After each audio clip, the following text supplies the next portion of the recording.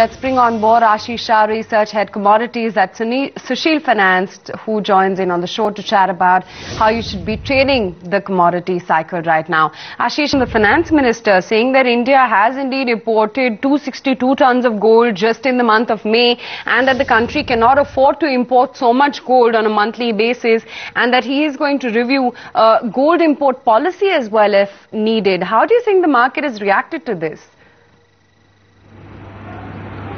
Well, if you actually go to see with cutting down of imports or the decision on cutting down imports definitely brings a slightly supply crunch, sentimentally, but again at current levels we don't see much demand emerging at these range, because prices of gold are not locally influenced, they are definitely globally influenced.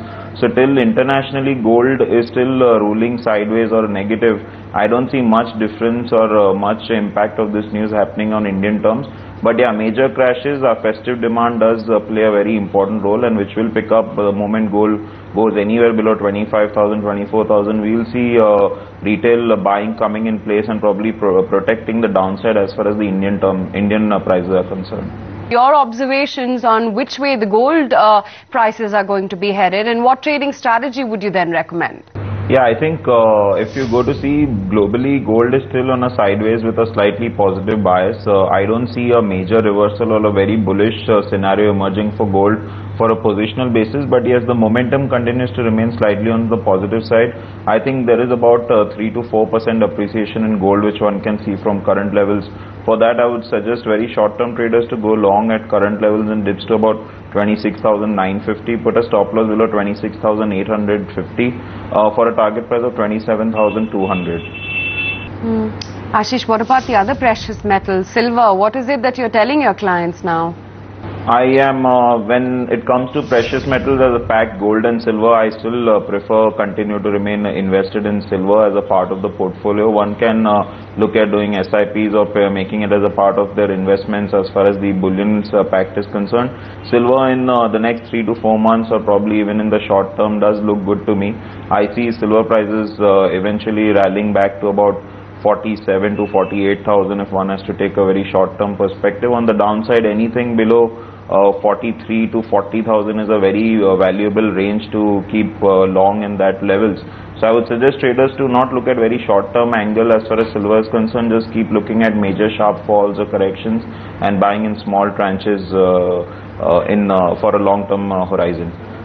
What about base metals then? How does one go about trading the pack?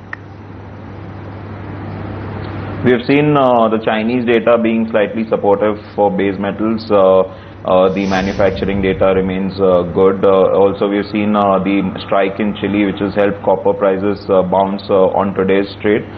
This momentum is temporary, but yes, one should take a part of it and participate in buying all the base metals, whichever is preferred. Lead and zinc have outperformed at current levels, but yeah, copper remains a very good buy at current levels and dips to about 418, putting a stop loss below 415 for a target price of 425. What about agri commodities then, Ashish? I'm really sorry, I'm not been tracking agri at this moment. You also have a strategy on nickel then? Yeah, I think if you actually see amongst all the base metals, copper is yet to rally, nickel is definitely not yet rallied, so it's just given a breakout today. Technical investors as well as positional traders, if you see follow lead, if you follow zinc, all are forming a similar pattern. I suggest nickel has just given a breakout. This momentum will pull prices higher to about 1,000 odd range. So I would suggest traders to look at buying this commodity at current levels, but for a short-term target of 900, it's a good buy to buy current and dips to 860. Ashish's strategy on crude as well before we let you go. Crude is not yet really improved. I don't think fundamentally crude is really bullish at current levels, but yeah, the data is slightly positive. If one wants to look at entering crude for the trading strategy, one has to buy this counter near the 5150 to 5170 range, putting a stop loss below 5140. On the higher side, I don't see crude rallying anything more than 50 to 80 to 5300. And what about natural gas? What is it that you're telling your clients to do there?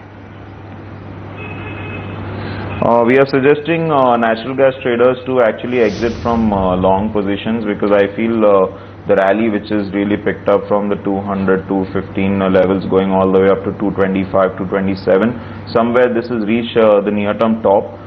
The overall trend still continues to remain bullish. Prices are expected to touch 235, but at current levels, one can look at booking profits and waiting for a dip to about 222 or 220, which is expected probably anytime this week. Also, we'll wait for the inventory data coming in this week. If the data is negative, prices may correct at a faster pace, using that dip to go long, but our overall target remains near 235. Okay, Ashish, good having you on the show. Appreciate you taking the time out and joining us this afternoon.